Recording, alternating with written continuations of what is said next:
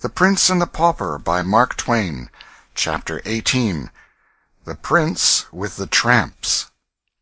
The troop of vagabonds turned out at early dawn, and set forward on their march. There was a lowering sky overhead, sloppy ground underfoot, and a winter chill in the air. All gaiety was gone from the company. Some were sullen and silent, some were irritable and petulant, none were gentle-humored, all were thirsty. The Ruffler put Jack in Hugo's charge, with some brief instructions, and commanded John Canty to keep away from him, and let him alone. He also warned Hugo not to be too rough with the lad. After a while the weather grew milder, and the clouds lifted somewhat. The troops ceased to shiver, and their spirits began to improve.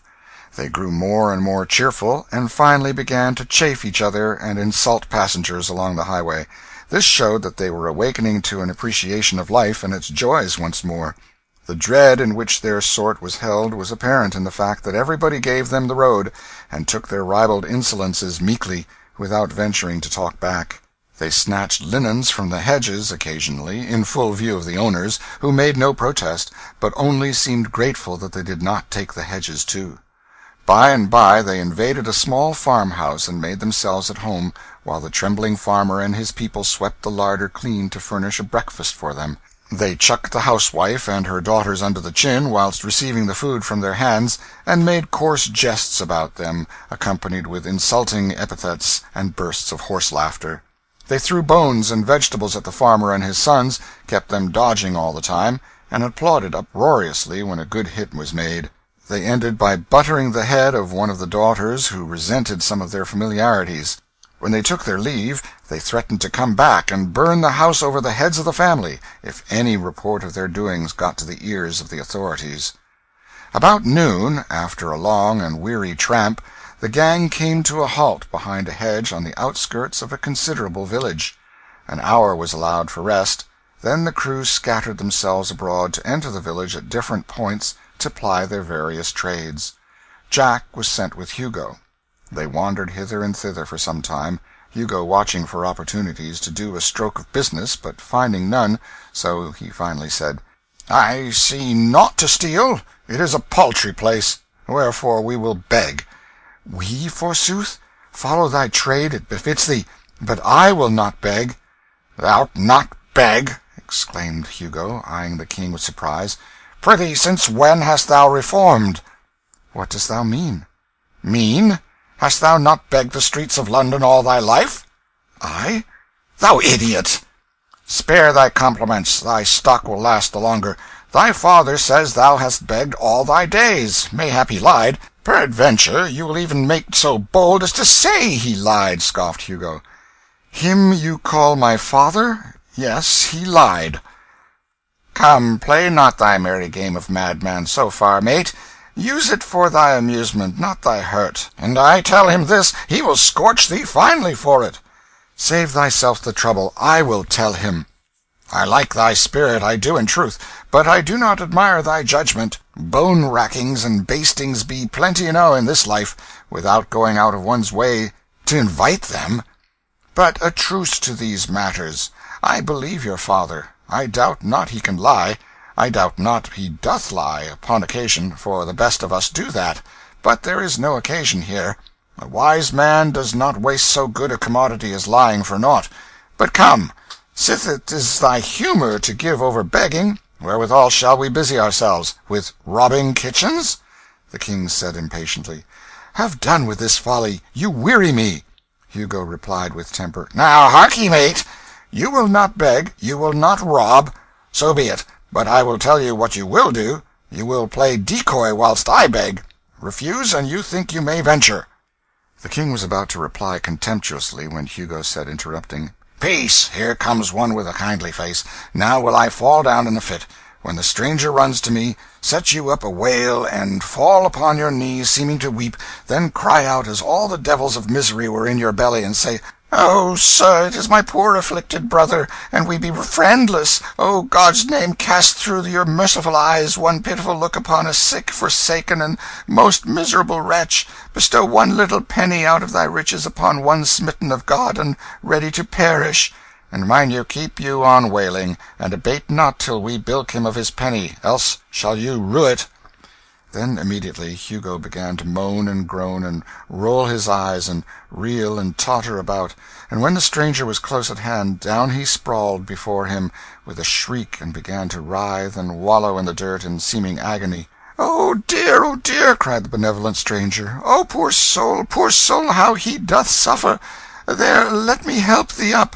"Oh, noble sir, forbear, and God love you for a princely gentleman, but it giveth me cruel pain to touch me when I am taken so. My brother there will tell you, your worship, how I am racked with anguish when these fits be upon me. A penny, dear sir, a penny, to buy a little food, then leave me to my sorrows." "A penny? Thou shalt have 3, thou hapless creature." And he fumbled in his pocket with nervous haste, and got them out.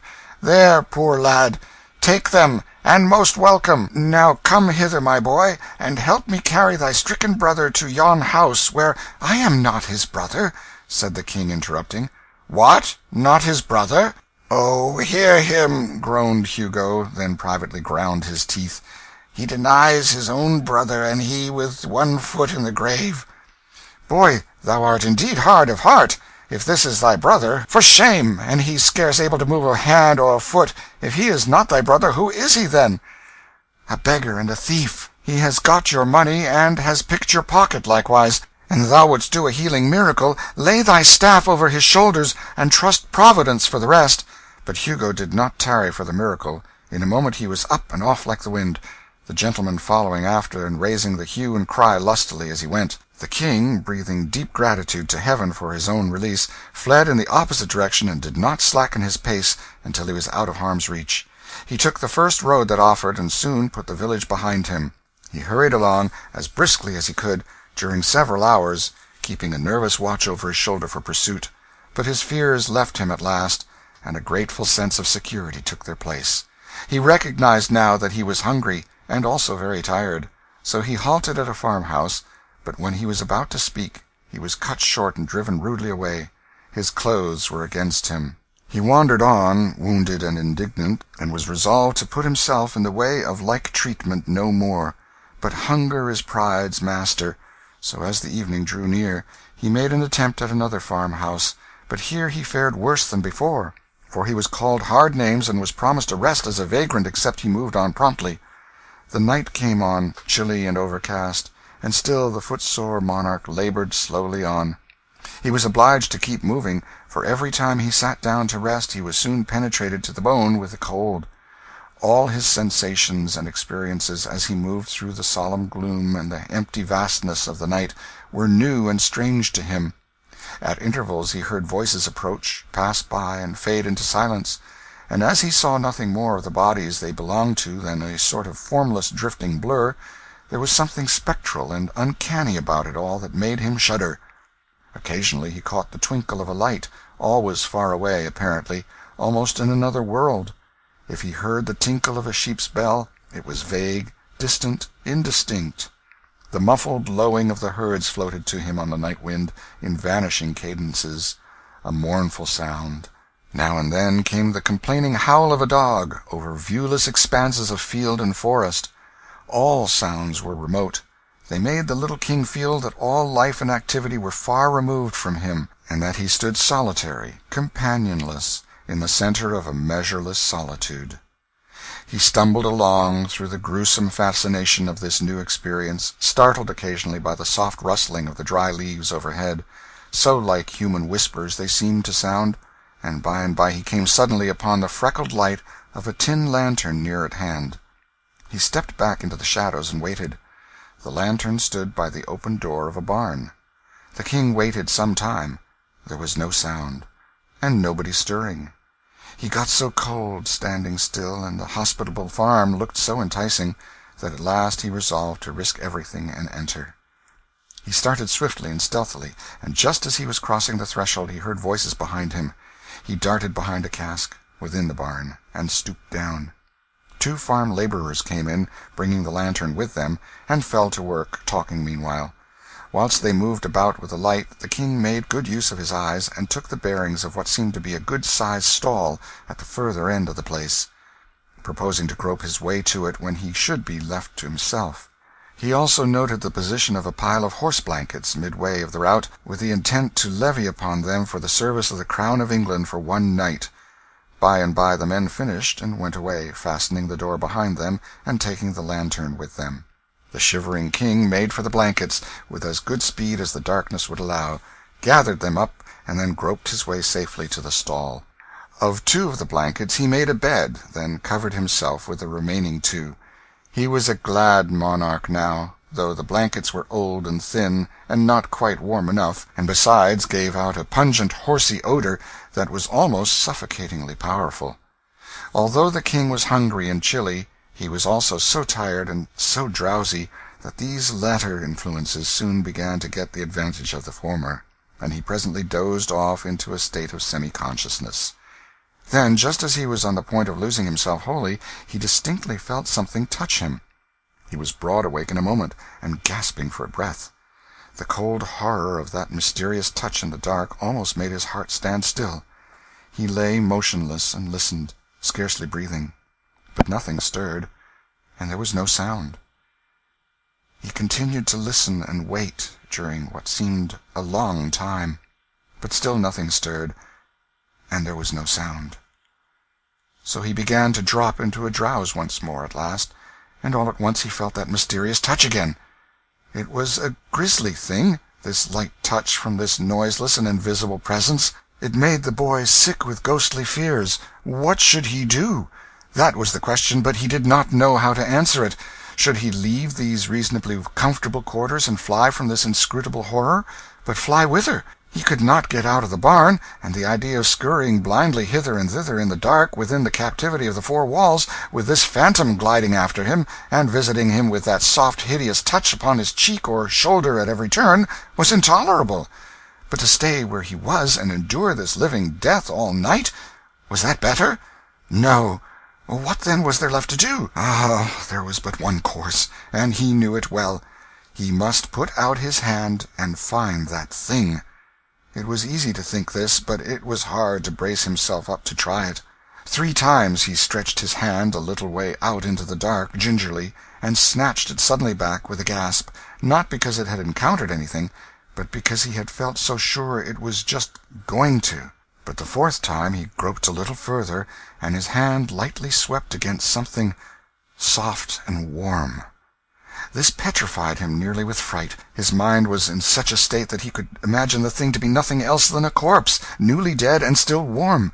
He thought he would rather die than touch it again, but he thought this false thought because he did not know the immortal strength of human curiosity. In no long time his hand was tremblingly groping again, against his judgment and without his consent, but groping persistently on just the same.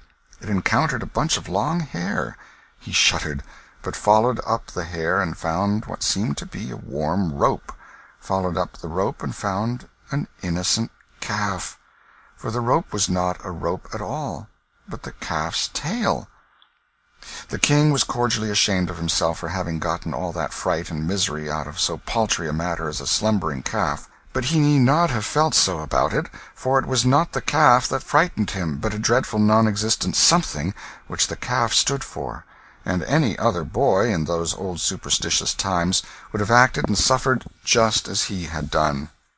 The king was not only delighted to find that the creature was only a calf, but delighted to have the calf's company, for he had been feeling so lonesome and friendless that the company and comradeship of even this humble animal was welcome, and he had been so buffeted, so rudely entreated by his own kind, that it was a real comfort to him to feel that he was at last in the society of a fellow-creature that had at least a soft heart and a gentle spirit, whatever loftier attributes might be lacking.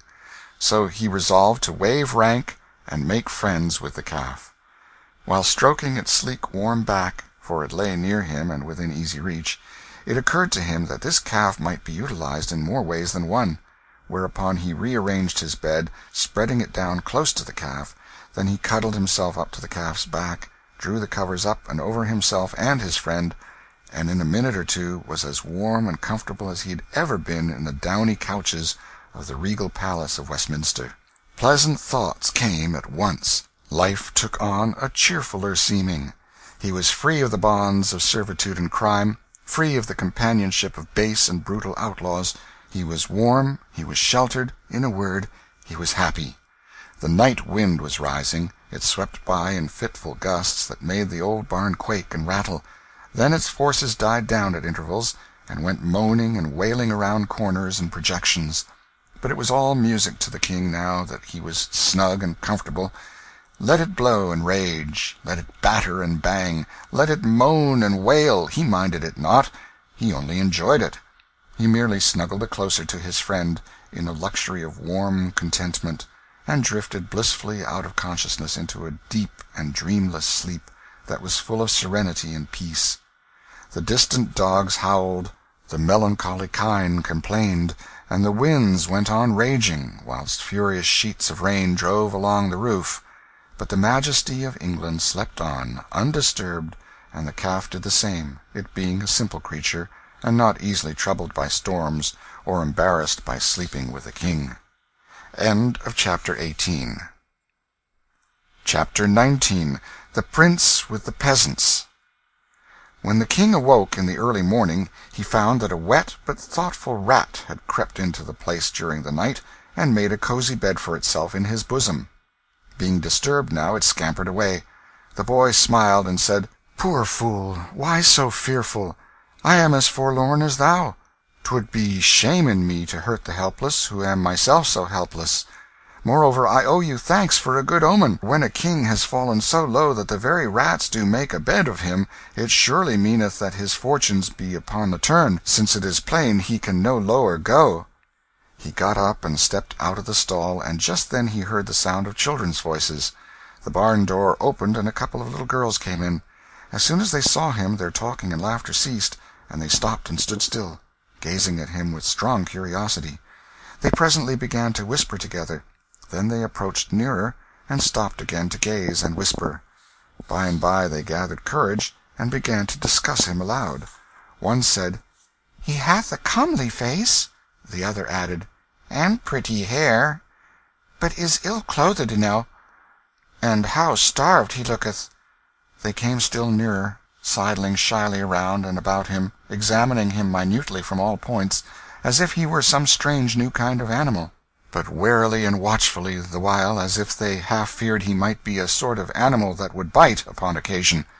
Finally they halted before him, holding each other's hands for protection, and took a good satisfying stare with their innocent eyes. Then one of them plucked up all her courage and inquired with honest directness, "Who art thou, boy?" "I am the king," was the grave answer. The children gave a little start, and their eyes spread themselves wide open and remained so during a speechless half-minute. Then curiosity broke the silence. "The king? What king?" "The King of England." The children looked at each other, then at him, then at each other again, wonderingly, perplexedly. Then one said, "Didst hear him, Margery? He saith he is the king. Can that be true?" "How can it be else but true, Prissy? Would he say a lie? For look you, Prissy, an it were not true, it would be a lie. It surely would be. Now think on't. For all things that be not true be lies. Thou canst make nought else out of it." It was a good tight argument, without a leak in it anywhere, and it left Prissy's half-doubts not a leg to stand on. She considered a moment, then put the king upon his honor, with a simple remark, "If thou art truly the king, then I believe thee." "I am truly the king." This settled the matter. His Majesty's royalty was accepted without further question or discussion, and the two little girls began at once to inquire into how he came to be where he was, and how he came to be so unroyally clad, and whither he was bound, and all about his affairs. It was a mighty relief to him to pour out his troubles where they would not be scoffed at or doubted. So he told his tale with feeling, forgetting even his hunger for the time, and it was received with the deepest and tenderest sympathy by the gentle little maids. But when he got down to his latest experiences, and they learned how long he had been without food, they cut him short and hurried him away to the farmhouse to find a breakfast for him.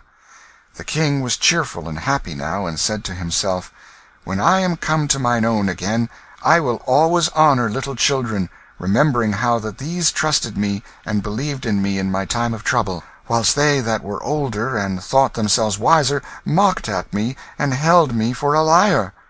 The children's mother received the king kindly, and was full of pity, for his forlorn condition and apparently crazed intellect touched her womanly heart. She was a widow and rather poor; consequently she had seen trouble enough to enable her to feel for the unfortunate. She imagined that the demented boy had wandered away from his friends or keepers, so she tried to find out whence he had come, in order that she might take measures to return him. But all her references to neighboring towns and villages, and all her inquiries in the same line, went for nothing. The boy's face, and his answers too, showed that the things she was talking of were not familiar to him. He spoke earnestly and simply about court matters, and broke down more than once when speaking of the late king, his father; but whenever the conversation changed to baser topics, he lost interest and became silent. The woman was mightily puzzled, but she did not give up. As she proceeded with her cooking, she set herself to contriving devices to surprise the boy into betraying his real secret. She talked about cattle; he showed no concern; then about sheep; the same result. So her guess that he had been a shepherd boy was an error. She talked about mills, and about weavers, tinkers, smiths, trades and tradesmen of all sorts, and about Bedlam, and jails, and charitable retreats; but no matter, she was baffled at all points. Not altogether, either, for she argued that she had narrowed the thing down to domestic service. Yes, she was sure she was on the right track now. He must have been a house servant. So she led up to that. But the result was discouraging. The subject of sweeping appeared to weary him; fire-building failed to stir him; scrubbing and scouring awoke no enthusiasm. Then the good wife touched with a perishing hope, and rather as a matter of form, upon the subject of cooking. To her surprise and her vast delight, the king's face lighted at once. Ah, she had hunted him down at last, she thought, and she was right proud, too, of the devious shrewdness and tact which had accomplished it. Her tired tongue got a chance to rest now, for the king's, inspired by gnawing hunger and the fragrant smells that came from the sputtering pots and pans, turned itself loose, and delivered itself up to such an eloquent dissertation upon certain toothsome dishes that within 3 minutes the woman said to herself, "Of a truth I was right, he hath holpen in a kitchen." Then he broadened his bill of fare, and discussed it with such appreciation and animation that the good wife said to herself, "Good lack, how can he know so many dishes, and so fine ones withal? For these belong only upon the tables of the rich and great. Ah, now I see, ragged outcast as he is, he must have served in the palace before his reason went astray. Yes, he must have helped in the very kitchen of the king himself. I will test him." Full of eagerness to prove her sagacity, she told the king to mind the cooking a moment, hinting that he might manufacture and add a dish or two if he chose. Then she went out of the room and gave her children a sign to follow after.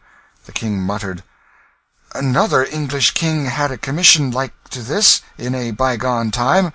It is nothing against my dignity to undertake an office which the great Alfred stooped to assume. But I will try to better serve my trust than he, for he let the cakes burn." The intent was good, but the performance was not answerable to it; for this king, like the other one, soon fell into deep thinkings concerning his vast affairs, and the same calamity resulted: the cookery got burned. The woman returned in time to save the breakfast from entire destruction, and she promptly brought the king out of his dreams with a brisk and cordial tongue-lashing. Then, seeing how troubled he was over his violated trust, she softened at once and was all goodness and gentleness toward him. The boy made a hearty and satisfying meal, and was greatly refreshed and gladdened by it. It was a meal which was distinguished by this curious feature, that rank was waived on both sides, yet neither recipient of the favor was aware that it had been extended.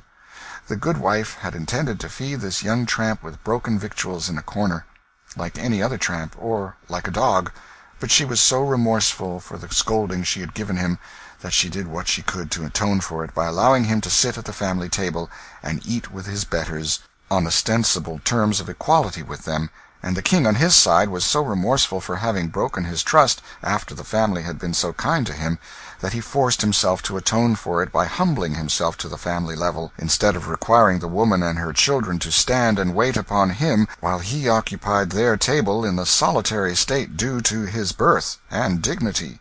It does us all good to unbend sometimes. This good woman was made happy all the day long by the applause which she got out of herself for her magnanimous condescension to a tramp, and the king was just as self-complacent over his gracious humility toward a humble peasant woman. When breakfast was over, the housewife told the king to wash up the dishes. This command was a staggerer for a moment, and the king came near rebelling, but then he said to himself, "Alfred the Great watched the cakes, doubtless he would have washed the dishes too. Therefore will I essay it." He made a sufficiently poor job of it, and to his surprise, too, for the cleaning of wooden spoons and trenchers had seemed an easy thing to do. It was a tedious and troublesome piece of work, but he finished it at last. He was becoming impatient to get away on his journey now. However, he was not to lose this thrifty dame's society so easily. She furnished him some little odds and ends of employment, which he got through with after a fair fashion and with some credit. Then she set him and the little girls to paring some winter apples, but he was so awkward at this service that she retired him from it and gave him a butcher-knife to grind. Afterward she kept him carding wool until he began to think he had laid the good King Alfred about far enough in the shade for the present, in the matter of showy menial heroisms that would read picturesquely in story-books and histories, and so he was half-minded to resign. And when, just after the noonday dinner, the goodwife gave him a basket of kittens to drown, he did resign. At least, he was just going to resign, for he felt that he must draw the line somewhere, and it seemed to him that to draw it at kitten-drowning was about the right thing, when there was an interruption. The interruption was John Canty, with a peddler's pack on his back, and Hugo. The king discovered these rascals approaching the front gate before they had had a chance to see him, so he said nothing about drawing the line, but took up his basket of kittens and stepped quietly out the back way without a word. He left the creatures in an outhouse, and hurried on into a narrow lane at the rear. End of chapter 19.